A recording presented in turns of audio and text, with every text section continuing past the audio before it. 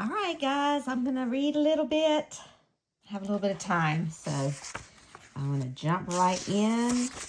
We're in February 1958, so where we just ended, Lucy is pregnant with Elvis's child, and the man comes and breaks into her house and threatens to kill him if he ever sees her with him or ever sees him in town. And so she is like, I've got to leave. And so she quits the store, and Elvis calls as she's leaving, and she tells him she's going away to help with an aunt who's sick. And he tells her, this is just heartbreaking, but he tells her, don't run away again, Lucy. I'm coming to see you soon. Remember, you've got to be there. That's all I ask. I'm begging you, baby. Don't leave me again. Because remember, they had been, and then she says, I won't, and hung up the phone and cried her eyes out. Remember, they had been separated for about 18 months when she got pregnant by the man a year or so earlier. And so he's just begging her, please don't leave him. All right, so we're in February 1958. So he got his draft notice in December 57, and the colonel was able to postpone it for a couple of months because they were committed to making the movie King Creole, and so they honored that, and the Army honored that and approved. And so he will not have to go to the Army until March of 58, but we're in February of 58. That's where Lucy's story picks up. It was cold and raining when I pulled out of the driveway and steered my gray Oldsmobile out of Monroe for the last time. My brain was numb and running on pure instinct. I had no idea what to do or where to settle. My sister Mary had moved from Memphis to Denver and said we could stay with her until deciding upon a permanent location. Just before leaving, I gave in to despair and cashed Elvis's $5,000 check. Remember, he gave her a $5,000 check a while back. She was mad. Don't send me money, but she held on to it, apparently, and never cashed it. So she cashes it now. I wanted to send the check back, but was desperate for money. It was humiliating when the teller handed me the bills, a death blow to my pride. I vowed to pay him back as soon as possible. See, she didn't want anyone taking care of her because it made her feel like she owed them. And it was a man buying her. And so, because that's what happened to her. A man bought her. And so she didn't want Elvis giving her money or anyone taking care of her in that capacity. So the fact that she had to do it, it hurt her pride. She was like, I swear I'll pay him back. My children were overjoyed about leaving. They associated leaving Monroe with leaving the memory of their father brutalizing me. Deborah asked if we could find a new daddy. I couldn't promise that, but did promise them a better life, free of nightmares. For the first time since the scene in the kitchen, they were laughing and playing and having a great time. Thank goodness they couldn't see the pain in my heart. Driving through northern Texas reminded me of what Elvis had said about wanting me with him during his Army training, because he was going to do his basic training in Texas, and he wanted her to be with him. Wouldn't that have been wonderful? Wouldn't it have been impossible? Goodbye, my love, I quietly said, fighting back tears. It began to snow outside of Texas. The farther north we went, the harder it snowed. I knew nothing about driving in snow or putting chains on the tires and didn't realize the danger. When I stopped for gas in Gunnison, Colorado, the attendant warned me not to continue. I didn't listen. We felt like the man was right on our heels. The car stalled halfway up the Continental Divide. The wind blew the suitcases off the roof and they disappeared down into a gully. That left us with little more than the shirts on our backs. A stranger pulled over and offered to take us to a nearby inn. God was watching over me. The snow really began coming down. I tried to call Mary, but the phone lines were down. We were trapped at the inn for 2 days, waiting for the storm to pass. When I finally called Mary, she was frantic. She said the police had found my car and thought we had frozen to death trying to find help. They found the registration papers in the car and called Monroe to get information. I later learned this started the rumor there that we had perished in the storm. I cried when I heard that the nice man who had given us a lift to the inn had died in an accident just a mile up the road. Then I realized we could have easily died with him. Is that not crazy? Like that man that rescued them ended up dying in a wreck because of the snow. Oh my gosh. But they were at this inn for 2 days, and Mary, no one knew where they were, and they thought that they had frozen to death. And that started a rumor that they had perished in the storm, and you need to remember that because that's going to come up down the road. I told my sister not to tell anyone we survived. It was a perfect escape. If the man thought we were dead, he wouldn't try to find us. That plan had one major flaw. There was a strong chance that Elvis would hear the same rumor. And I'm not going to break any big secret or anything, but he does hear that rumor. So you'll have to remember that. That was cruel, but I felt in my heart he would know it wasn't true. He would be able to sense that I was alive. When the time was right, I'd call or write. Yes, that was best. Let everyone in Monroe think I was dead.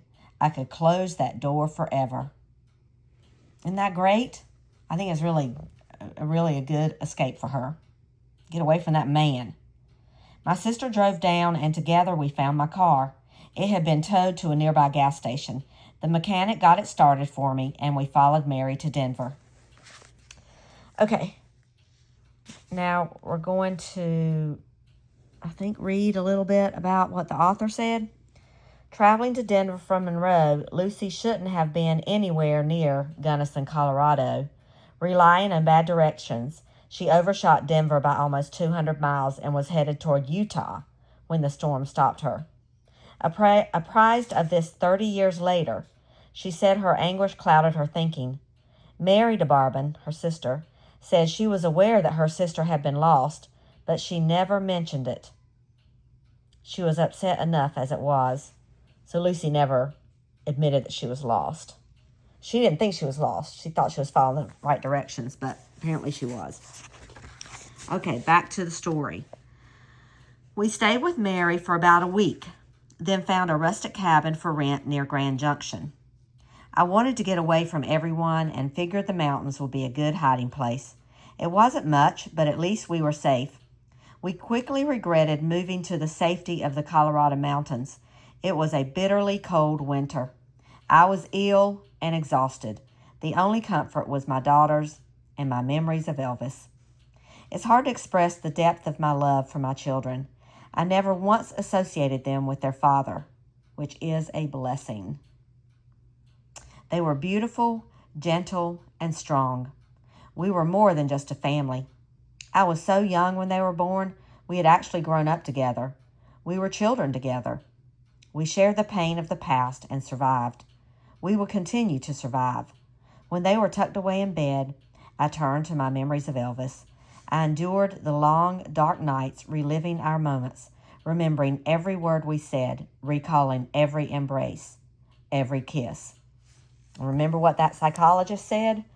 That this was how she dealt with things, and it just imprinted those conversations and memories in her mind so that she would recall them over and over and over again. And that's how she's able to give such detailed conversations between the two of them.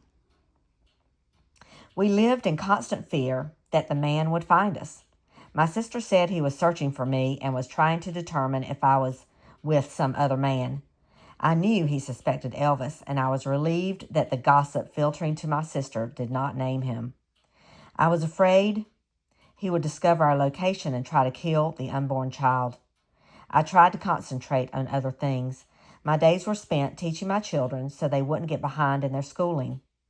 I was hiding and too afraid to register them in a local school. I wore out my knees praying for guidance about what to do next. My plan was to have the baby and wait for Elvis to return from the army. Or maybe I'd get his address from someone at Graceland and contact him by letter or phone. I'd explain what happened, about the threats and my need to run. I'd also tell him about our baby. He would understand and forgive me. He'd be happy about the baby. Or would he? Maybe he had already found someone else. My plans were slowly melting, my courage draining. If he hated me for what I'd done, then he shouldn't know. If he rejected me, it would be unbearable. I wouldn't blame him. If he was happy without me, that was my punishment for what I'd done. So many questions. The anguish was so strong. I couldn't eat or sleep. I was only 21, yet felt so old. The only hope was my faith in God. He would show me the way. He would not desert me. Spring finally arrived, and the cherry trees at the foot of the mountains blossomed more beautifully with each day. They reminded me of Elvis. Everything reminded me of Elvis. Mountains are God's special creations, he told me once. Whenever you have problems, God will meet you on the mountain and take care of them. Here I was, weighed down with problems and surrounded by mountains. One day in early summer, this is early summer of 58, I walked to the top of the mountain near my house and stood with the wind blowing through my hair. It was longer, the way Elvis wanted it. "I love you, Elvis," I shouted down to the cherry trees. I once told him that when I was overcome with loneliness, I'd sing to him. No matter where he was, he'd hear me.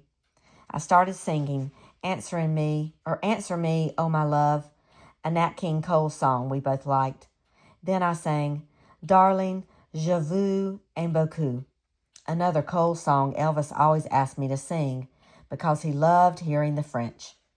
I thought back to the first time we had been intimate on the hill in Memphis.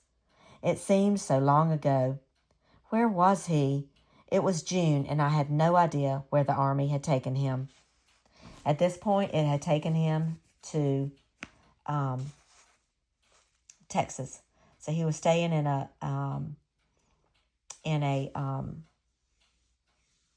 place in Texas near. Oh gosh, I can't think of all the names right now. Oh my gosh. Anyway, he was in Texas doing basic training. Fort Chaffee, I think, was in Arkansas. He went there first, and then he went to the base in Texas, and he was going to stay there until September, until they were going to ship him off to Germany.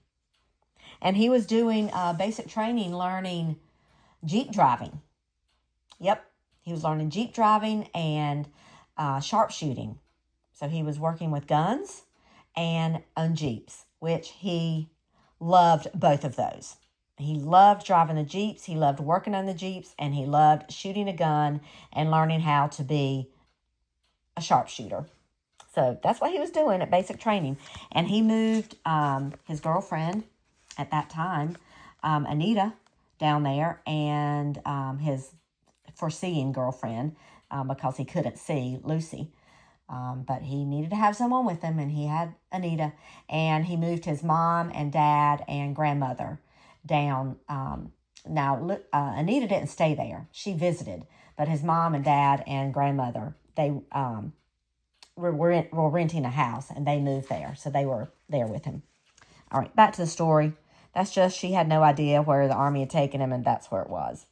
Near Waco, Texas. Just remembered. And he made a friend there in Waco, Texas, and he would go to his house during his time off, like the weekends, and hang out. Sometimes Anita would visit him there.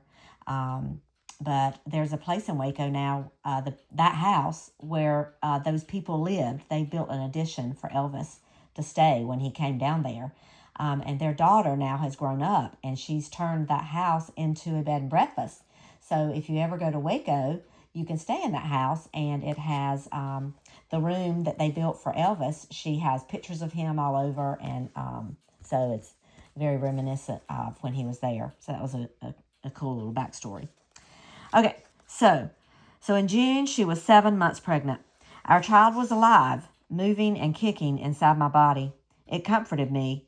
I tried to send Elvis messages through my mind, hoping he could somehow sense me calling. Please know I love you. Forgive me for running away. His music was everywhere. His songs sounded like they were speaking directly to me. I'll never let you go, he sang. Don't leave me now. And wear my ring around your neck. Hadn't he told me the cross around my neck signified our love crossed with God's love, and that I should wear it until he could give me a ring? And he told her to listen to the words of his songs because he was singing to her. You just wonder, was he really? You know, how many of those songs in the 50s was he singing to her? It's interesting. A radio story finally informed me that he was still in Texas, but soon would be going to Germany. That meant he couldn't see his child born, even if I changed my mind. I wouldn't have. If he was going to resurrect his career when he was released from the army, he couldn't have any scandals. Here she is, protecting him from any scandal. I loved him too much to ruin his life.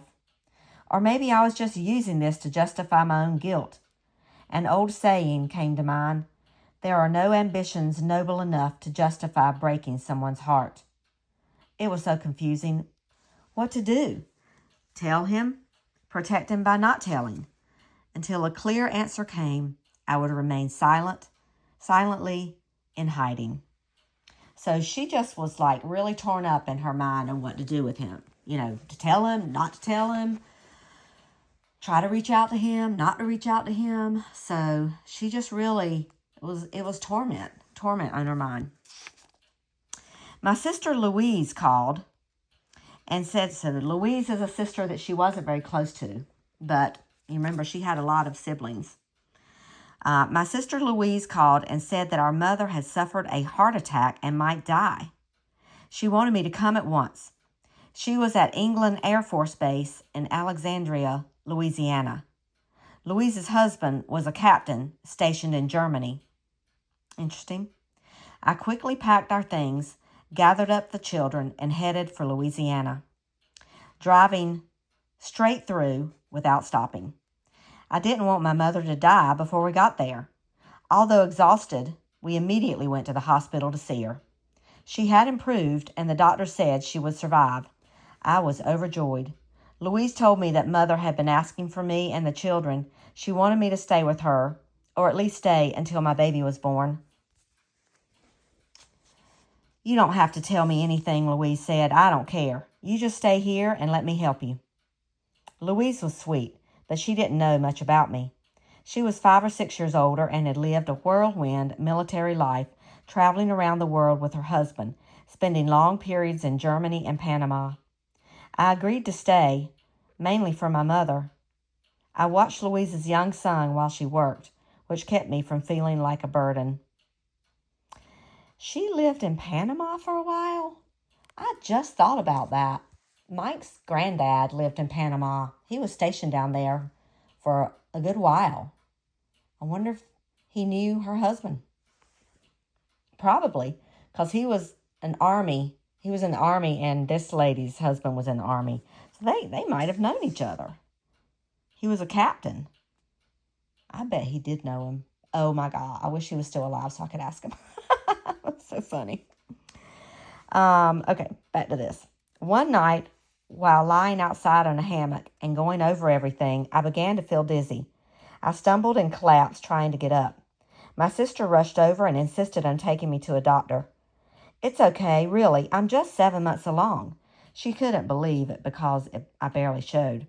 We went into the living room and she gently asked me about the child's father.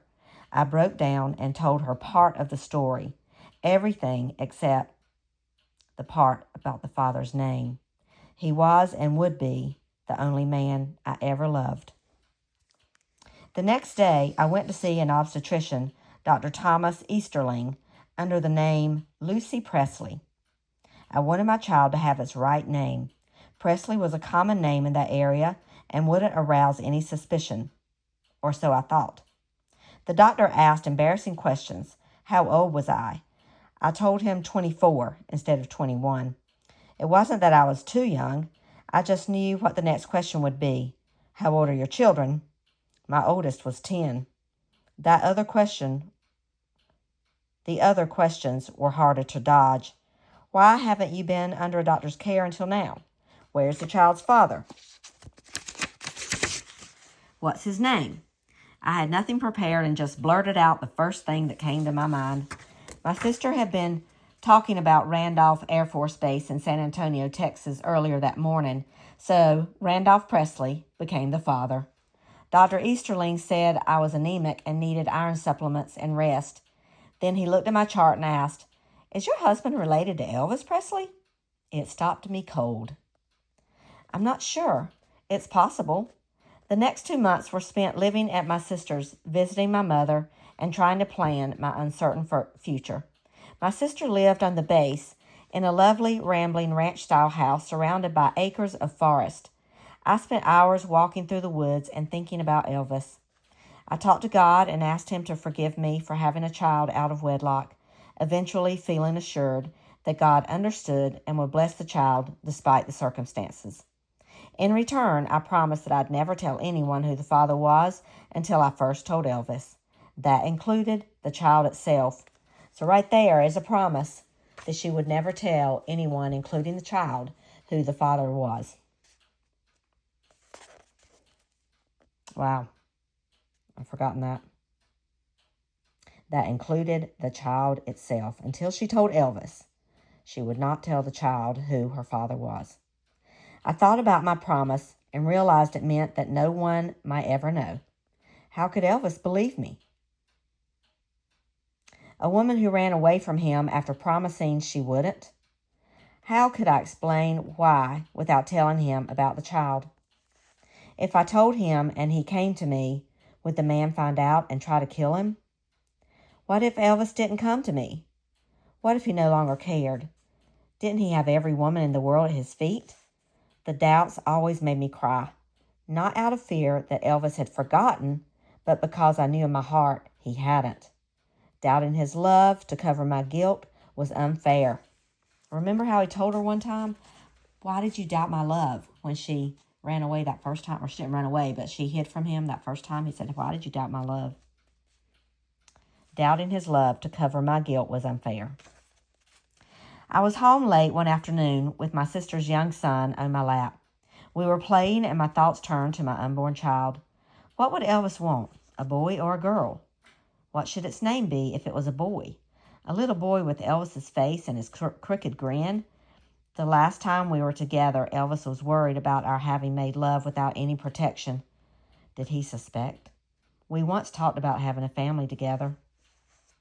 If we have a boy, he'll have to have a title, not just a name, he said.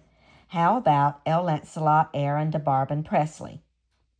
That's too long to put on a poor baby.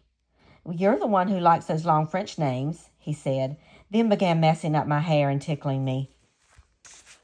And if it's a girl? I knew he was going to tease me again and interrupted him. We wrestled and he pinned me down and started kissing me. I started speaking to him in French. We forgot about everything else. He never did tell me what name he liked for a girl. The doorbell interrupted my reminiscing.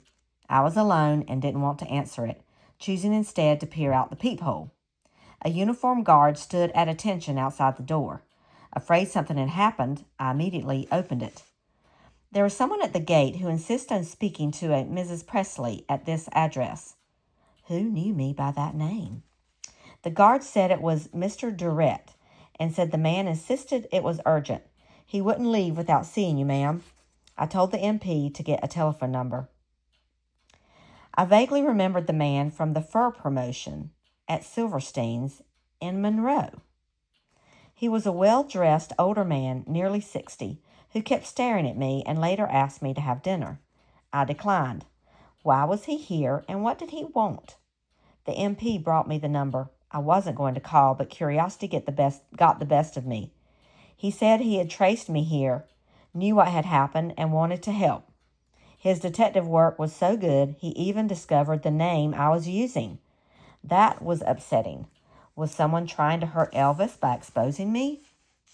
What right do you have to trace me, and for what reason? Lucy, I've been in love with you for years. When Dave Silverstein introduced us at the store, you showed no interest in me, but I still care. What are you saying? You don't know me. I'm not interested in discussing my life with anyone. I know it's hard for you to believe, and I know I'm not as handsome as Elvis Presley, but I've been obsessed with you for a long time. I watched you on television and I watched you at the store.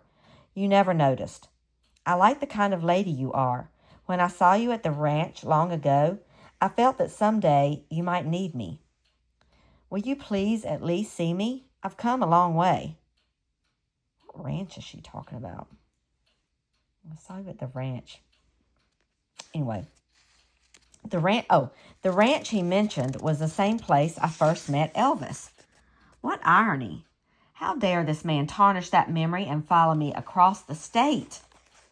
Look, thanks for the compliment, but I have to live my own life. What you've heard is gossip. I'm just visiting here. I'll be gone soon. Please hear me out, he pleaded. I know you are under stress and financially in need. I can give you anything in the world you want. I'm a very wealthy man. I know you are expecting, and I still want you.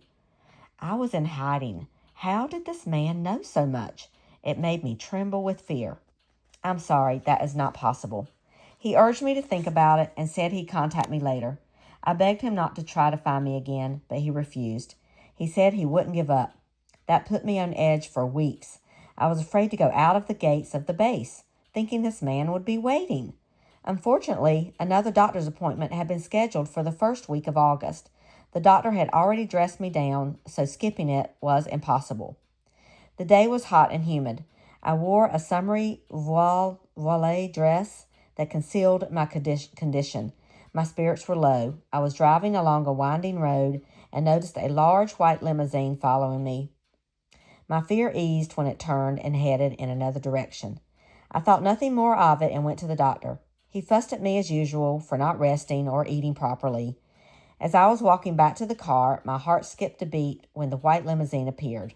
I started walking faster, trying to get to my car. Suddenly, a figure got out and blocked my path.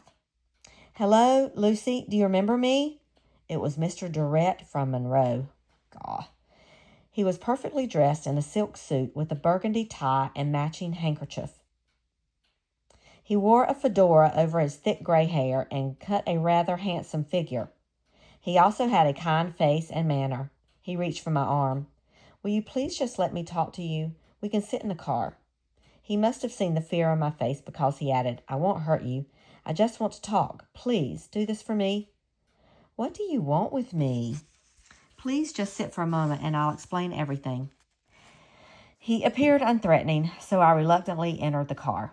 The car was beautiful, luxurious. It was almost like a small room. He handed me a bottle of Coke from a bar in front of us. I had never seen anything like that in a car. I declined, accepting a glass of water instead. Why are you following me?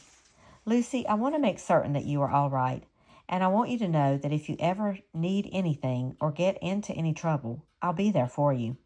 He handed me an envelope with an address and phone number on it. I refused to take it. I didn't want charity. I didn't need anyone. You have to understand, I desire you. I'm a patient man. I'm willing to wait. I know you will get over this Presley fellow. When you do, I want to be there. I can give you the kind of life a beautiful woman like you deserves. His words made me feel small and unloved. I needed to hear those words from the right person, from Elvis. You can't really believe he loves you. He has the world. He doesn't need you. Don't you see I'm carrying his child? How can you say that? Don't you have any feelings? What right do you have to pursue me? Please leave me alone. I began sobbing uncontrollably. Why did everyone doubt Elvis? He wasn't like they thought.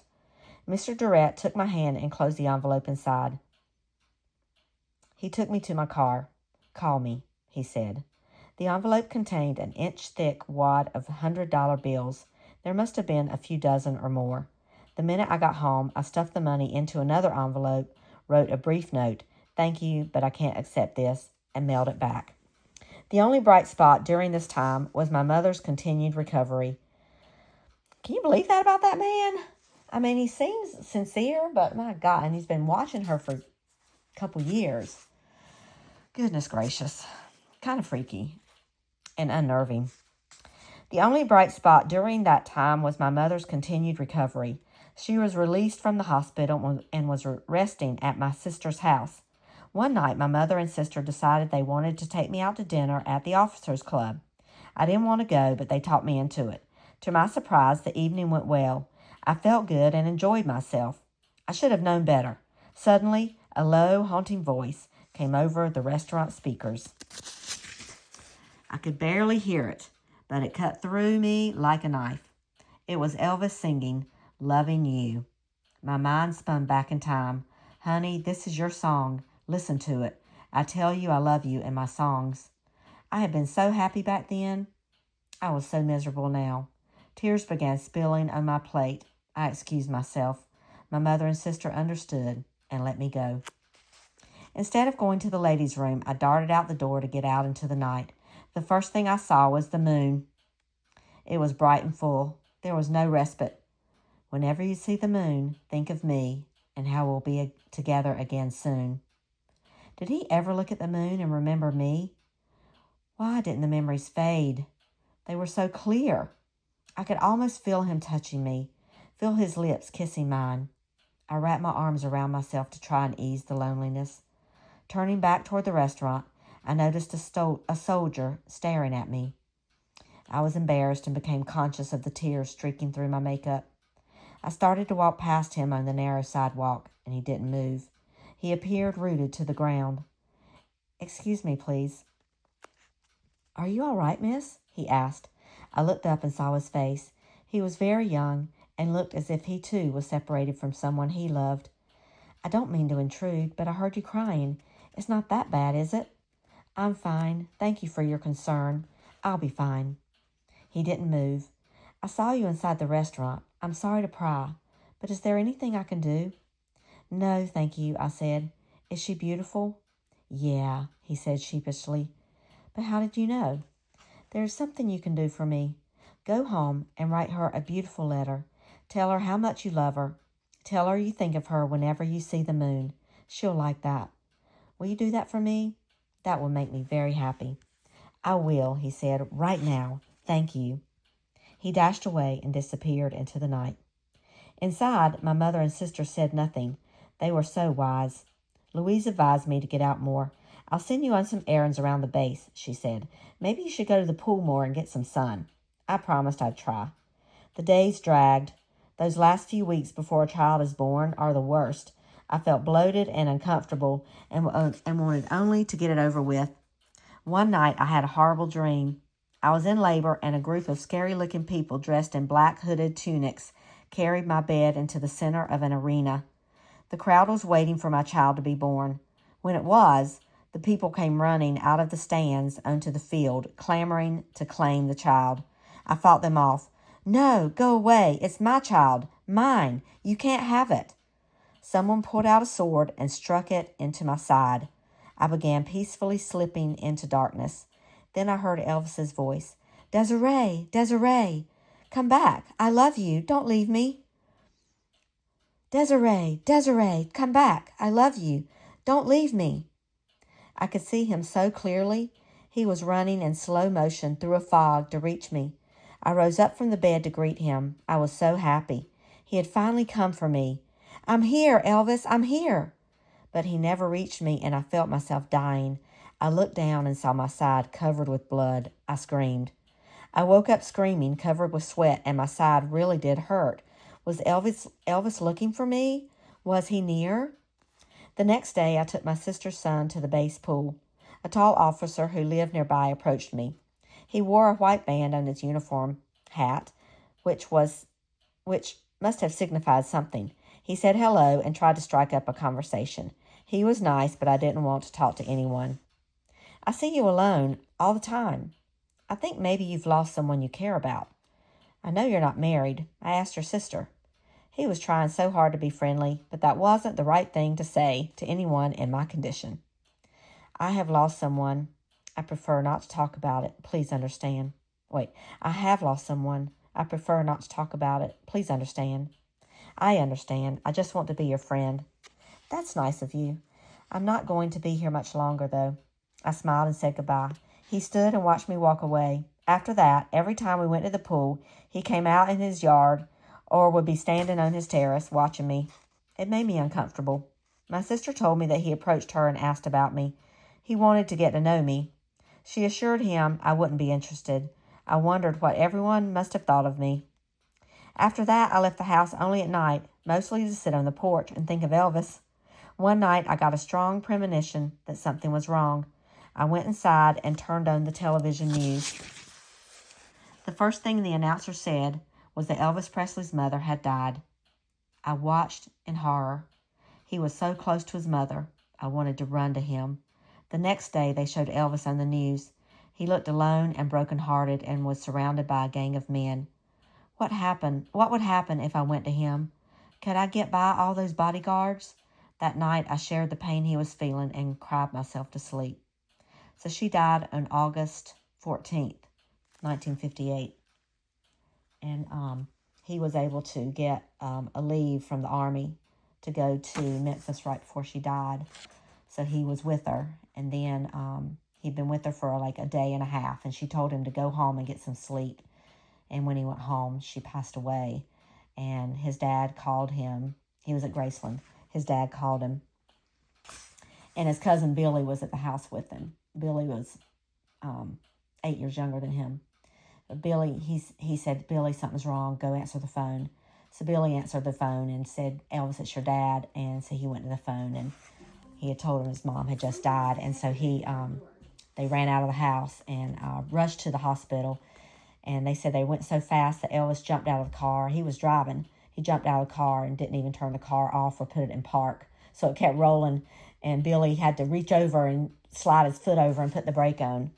But it was terrible. It was just terrible. So anyway, that was that. 9 days later, on August 23rd, I felt the first contraction and took half a bottle of castor oil to help my labor along. I left my sister a note, got in my car, and drove off the base to Baptist Hospital in Alexandria. It was 10:30 p.m. at the hospital. It was 10:30 p.m. At the hospital, I wrote Elvis a letter, telling him about our child and expressing my love. I put it in an envelope and wrote down the address of Graceland he had given me. I clipped a note to it, saying it was to be mailed only if I died in labor, then stuck it.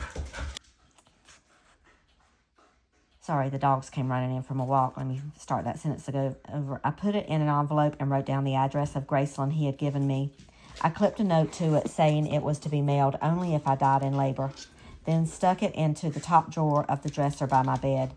Shortly after midnight, the doctor gave me some kind of gas. A nurse said, Ms. Presley, don't pass out. You've got to push. I must have passed out anyway, because the next thing I remember is someone saying, it's a girl. Look at all that dark hair. Okay, now to the author reading or research. Through the years, Lucy has kept in her Bible the unmailed letter she wrote to Elvis that night. It remains in the original envelope, now yellowed and torn, and is addressed to Mr. Elvis Presley, Graceland, Highway 51 South, Memphis, Tennessee. In the right corner, she wrote personal and underlined it. Inside the letter has aged a little better than the envelope. The ink has faded, but the writing remains clear. This is what she wrote. My dearest Elle, my love, I suppose by now you must think nothing else but that I deserted you, or perhaps that I don't care for you. How it pains me to have gone from you. My darling, I want to first say the very reason I went away is because I love you so very much. You see, darling, I can't detail it completely right now because my time is running out. I'm at this very moment going to have your baby, our baby. I'm writing because I'm afraid, Elle, afraid I may die and our baby will have no one. There is no reason to go on if I can't be with you. I wanted to tell you so many times. Oh, I need you so badly this moment to hold me. Elle, I'm so afraid. I don't know if I will ever see you again. But remember, I love you more than I can ever tell you. The reason I left is because I didn't want you to be killed by this awful man. He promised to destroy you and kill me if I'd see you again. My everlasting love, I can't live knowing I hurt you. Will you please forgive me, and please understand I do love you with all my heart. I can't see beyond this moment because it's hard to think right now. Elle, my darling, I'm so very sorry about your mother. I wanted to come to you and hold you so badly, but I was so afraid. Please take care of our baby, and know I love you, Elle Lancelot, with all my heart. Pour toujours, mon amour, your Desiree. That means, for always, my love, your Desiree.